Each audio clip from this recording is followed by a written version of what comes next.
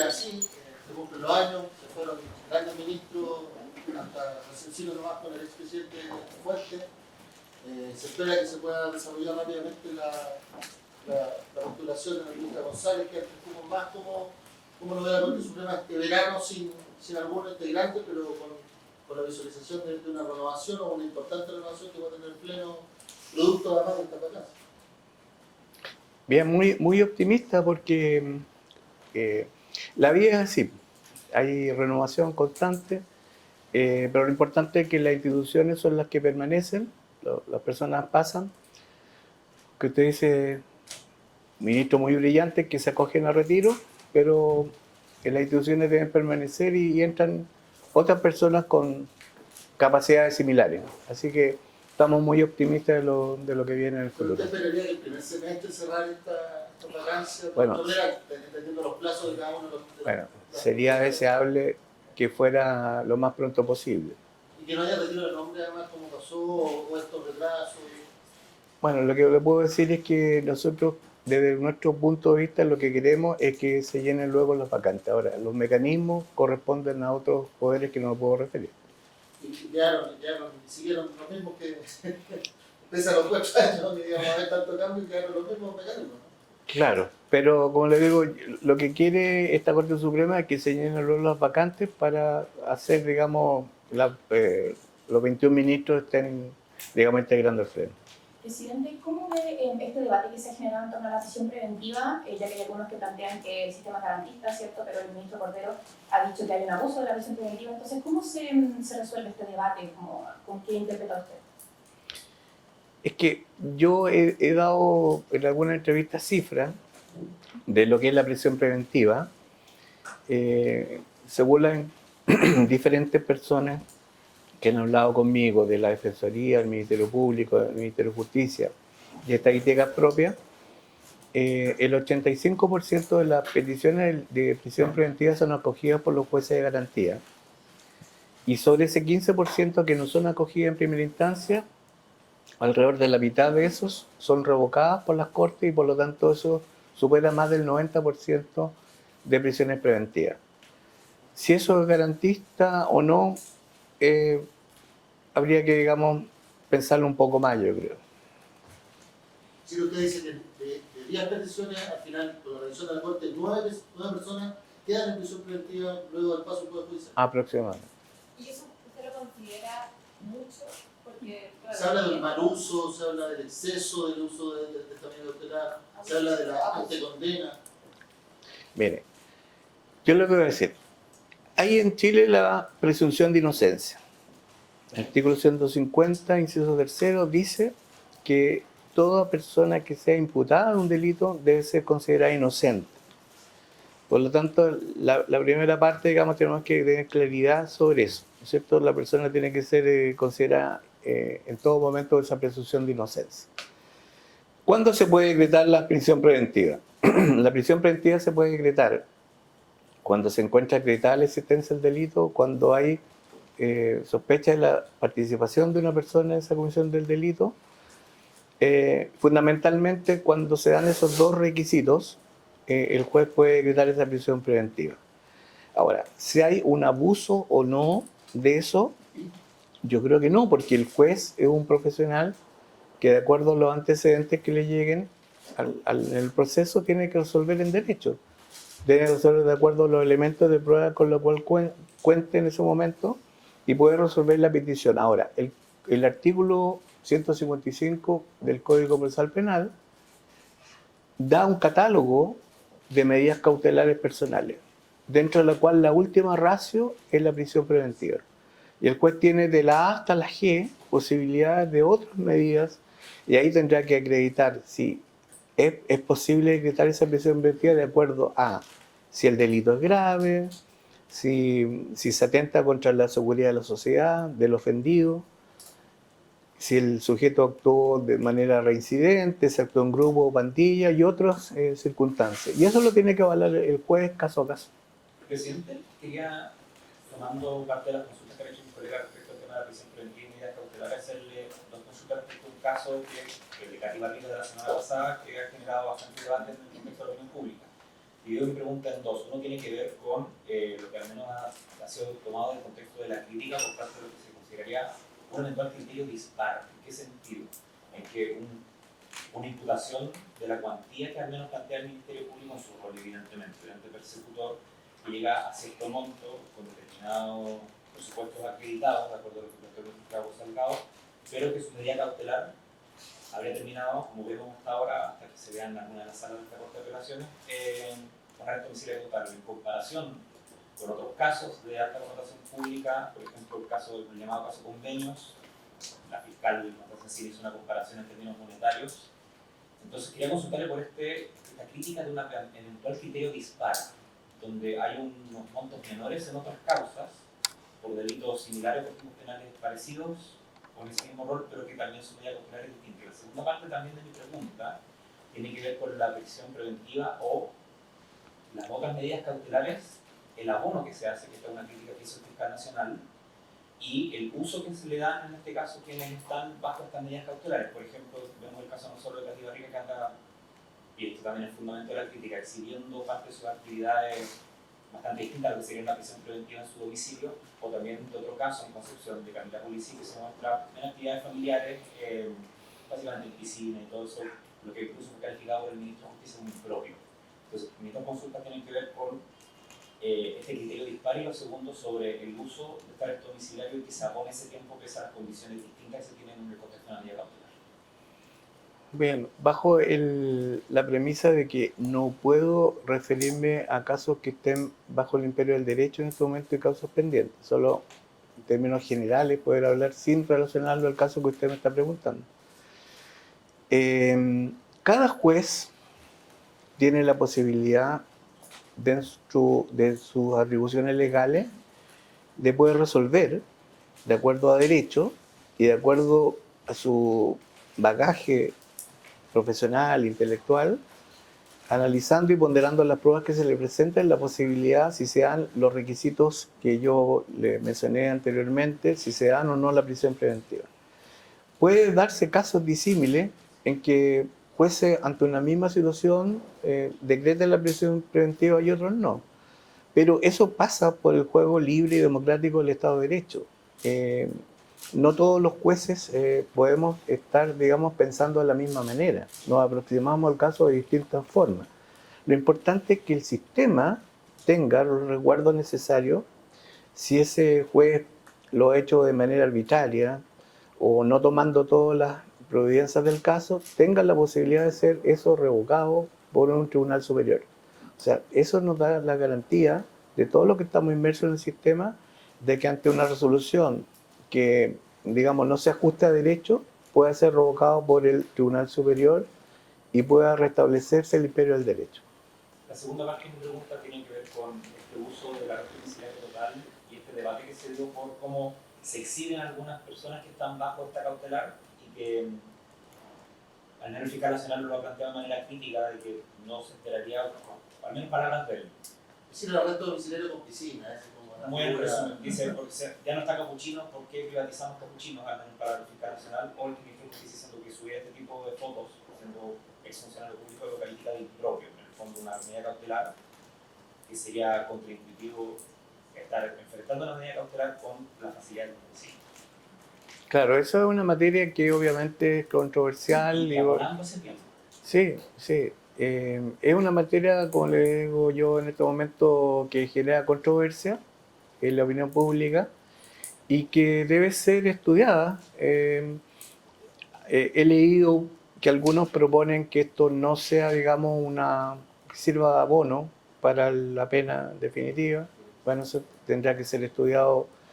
Y también otros proponen que las medidas de arresto domiciliario total o parcial sean como una tobillera para evitar que la persona, para hacer que la persona efectivamente cumpla con esta medida y no ande en otros lugares. Bueno, pero todo eso es materia de estudio y será materia del debate de los próximos días de los encargados de poder proponer leyes en las instancias que correspondan y para hacer las modificaciones legales que sean pertinentes.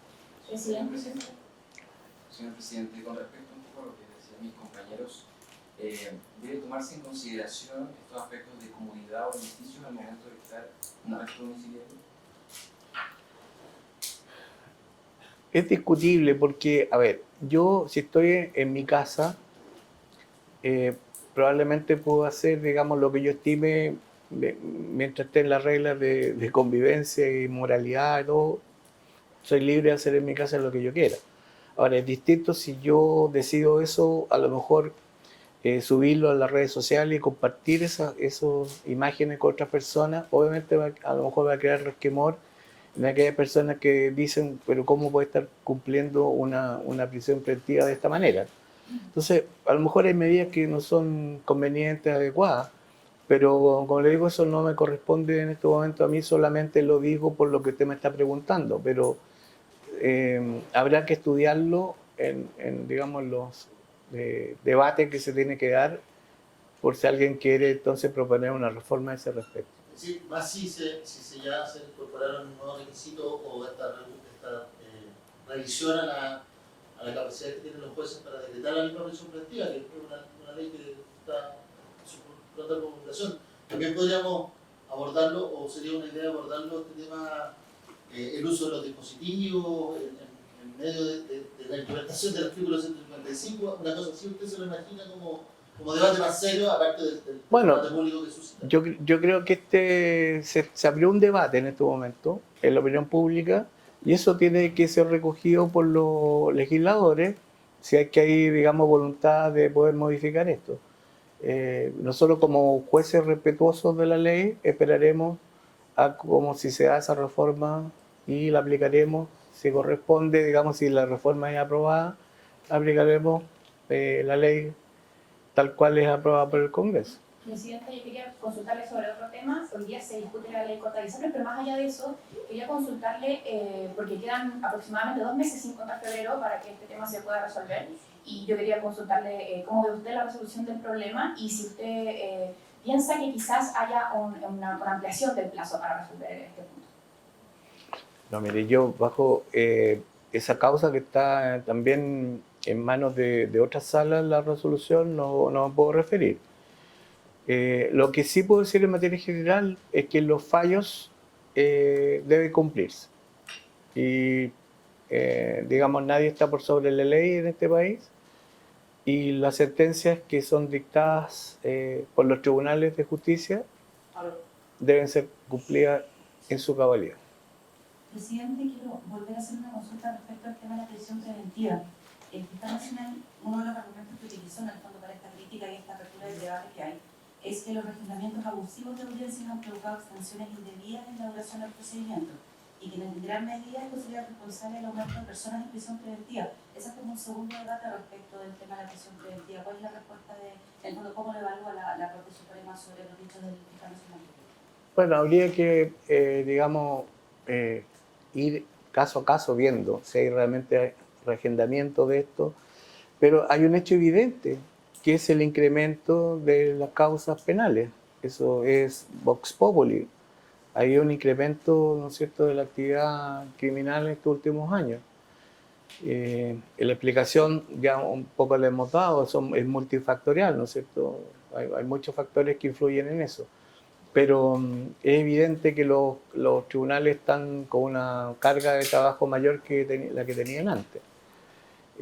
La cantidad de homicidios ha aumentado en el país, ¿no es cierto?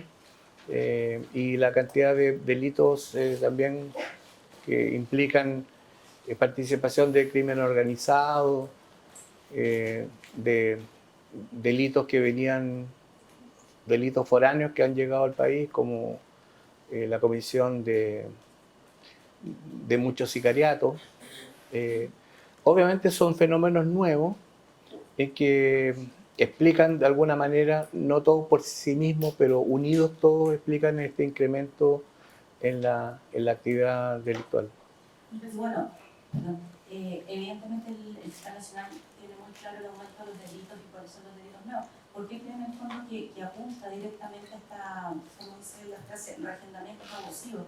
final del No, proceso. eso habría que verlo. O sea, y realmente yo no creo que haya un reagendamiento abusivo. Lo que pasa es que puede haber habido, digamos, una sobrecarga de trabajo y han necesitado reagendar algunos juicios, pero no comparto, digamos, la calificación de abusivo. Presidente, ¿y preocupa que se mida la calidad de un fallo de un juez en base a la medida cautelar? Hoy día está en el debate público finalmente si que el juez otorga no la medida cautelar más gravosa o no, y finalmente desde ahí se le critica al juez de alguna manera y no encuentra la independencia que tienen el día los jueces. ¿Preocupa este tema para el Poder Judicial aquí? Bueno, es preocupante en la medida, digamos, que se cuestione al juez por esta medida o no, si se decreta o no la medida de última ratio, que es la medida, digamos, de mayor intensidad. Pero yo creo que los jueces en Chile están preparados, digamos, para soportar algunas presiones que vengan de los sectores. El juez en Chile ha demostrado que es un juez profesional y que no se deja, digamos, amilanar por presiones que puedan venir internas o externas.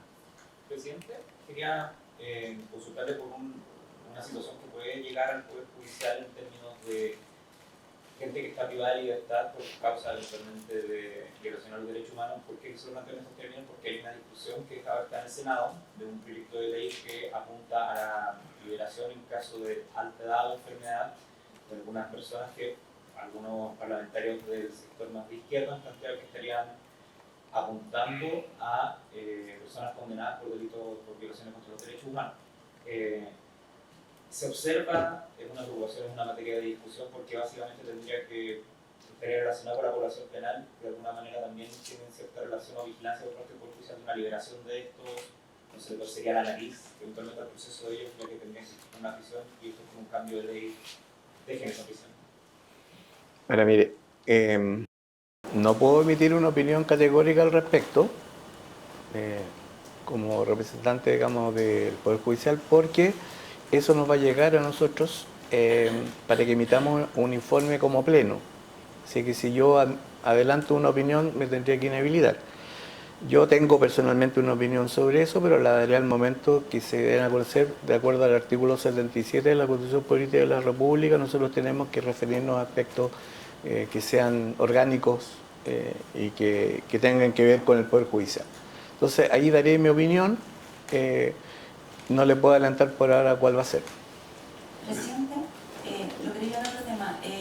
Según los resultados de la encuesta del panel ciudadano en el Fondo de la Universidad de Desarrollo, la ciudadanía, en el fondo de los encuestados, indican al Poder Judicial como el segundo organismo después del gobierno en tener como la mayor responsabilidad para superar la crisis de seguridad. ¿Qué responde en el fondo respecto a esos resultados y de la imagen que actualmente tiene el Poder Judicial frente a la crisis de seguridad?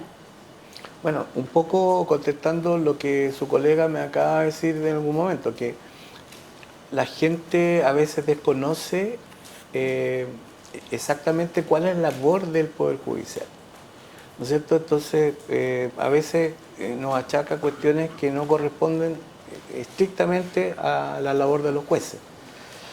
Y esa percepción que tiene del Poder Judicial negativa, estoy confiado en que se va a poder revertir con una mayor comunicación que tengan nuestros departamentos de comunicación y con la labor que ustedes mismos también, como coadyuvantes de la justicia, también pueden hacer por los medios en los cuales ustedes trabajan. Así que yo creo que esa percepción se ha instalado ya hace mucho tiempo y eso que viene por muchos años es difícil revertirle de un día para otro. Pero confíen en que nosotros tenemos jueces ahora mejores que antes. Hay gente joven pero muy calificada, profesionales que se han ido especializando. Ahora con esta apertura la gente estudia mucho más lo que pasa en el derecho comparado, hace muchos más cursos de posgrado, especializaciones en diferentes materias. Entonces yo confío en que tenemos el material humano como para poder hacerlo cada día mejor. Y estos cuestionamientos, por ejemplo, como lo del fiscal nacional que le comentaba antes, de este razonamiento abusivo, por ejemplo, que ponga consultas directamente a tribunales, ¿no cree que también ahí se genera algo como para generar también esa percepción de parte de la ciudadanía respecto al Poder Judicial? Sí, pero yo no quiero entrar en conflicto con lo que él dijo.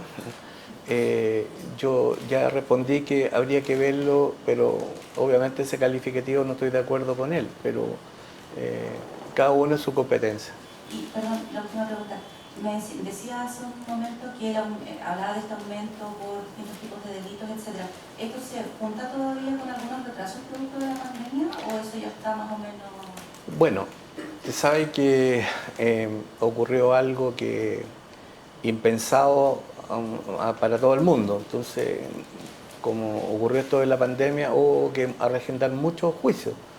Pues las personas, acuérdense que estos 3 años que más o menos duró la pandemia, había imposibilidad a veces de realizar muchas audiencias porque no habían, digamos, los mecanismos, no estaban los mecanismos como para que la gente saliera siquiera de sus casas. Habían audiencias que se podían celebrar por Zoom, pero no todo el mundo tenía acceso también a la computación. Por lo tanto, esos 3 años fueron complicados porque son de arrastre, que no se presentan en el momento, pero obviamente repercuten con posterioridad. Así que muchos esos agendamientos, atrasos se deben a eso, pero tenemos, digamos, la certeza, yo creo, de que vamos a hacerlo cada día mejor, salir de eso fortalecido. Presidente, yo le quería consultar por otro tema. Usted mismo lo mencionaba, estos nuevos delitos que han llegado al país, musicaliato, entre otros. Se ha conocido en la última semana algunas amenazas que recibió, por ejemplo, el ministro de Justicia, también personal de Gendarmería. Quiero saber si hay jueces de la Corte Suprema, Corte de Apelaciones o de Tribunales de Garantía que hayan recibido también este tipo de amenazas por personas del crimen organizado, sicariato, entre otros figuras. No ha llegado a mi conocimiento de amenazas contra personal que usted señala. Pero, obviamente nosotros tenemos que actuar en este punto con cautela. Por lo que ha pasado en otros países, uno puede, digamos, proyectarse de lo que pudiera, un riesgo que podía haber, escenarios futuros. Y siempre entonces tenemos que estar nosotros atentos a lo que esté pasando. Sí, en eso una consulta muy breve. Es fundamental la coordinación que está teniendo el Poder Judicial con el registro civil, porque el tema, por ejemplo, una de las obligaciones de ONU que señalaba la Fiscalía en el norte o en alguna situación acá de la zona centro, es que cuando se detiene un imputado y ingresó ilegalmente, no tenía el RUN, por ejemplo, para iniciar la causa propiamente tal en la tramitación digital. Eso ya se ha ido salvando cada vez más. Sí, afortunadamente, digamos, mientras más haya coordinación entre... Desde un provisorio. Correcto, sí, se ha ido, digamos, solucionando de a poco eso. Presidente, sobre lo mismo, bien cortito, desde Gendarmería han planteado que hay 600 bandas criminales a lo largo del país y ¿cuál es el rol finalmente o qué se puede hacer en términos estratégicos también para avanzar desde el Poder Judicial en torno al crimen organizado? Bueno, yo creo que fundamentalmente el crimen organizado corresponde a las policías, la detección de donde hay crimen organizado. Nosotros solamente tenemos que ver la parte, digamos, jurídica, y esto obedece, digamos, a asociaciones ilícitas dedicadas al crimen y por lo tanto eso tiene una pena mayor. Pero eso, como le digo, la detección, la desarticulación de esas bandas es una, digamos, trabajo del sistema de inteligencia y policía. Presidente, quería consultarles la última pregunta. Quería consultarle porque las autoridades han dicho que van a revocar las pensiones de gracia, ¿cierto?, a las personas que estuvieron en el estallido social. Y yo quería consultarle cómo ve usted una posible judicialización de esas revocaciones de las pensiones. Bueno, es que últimamente muchas, digamos, cosas que debían ser resueltas por otros estamentos llegan a los tribunales. Por lo tanto, nosotros tenemos que estar preparados si llegan esas causas a los tribunales para darle la mejor cobertura posible dentro del sistema judicial. Muchas gracias, presidente. Muchas gracias a todos y a todas. No, gracias a ustedes.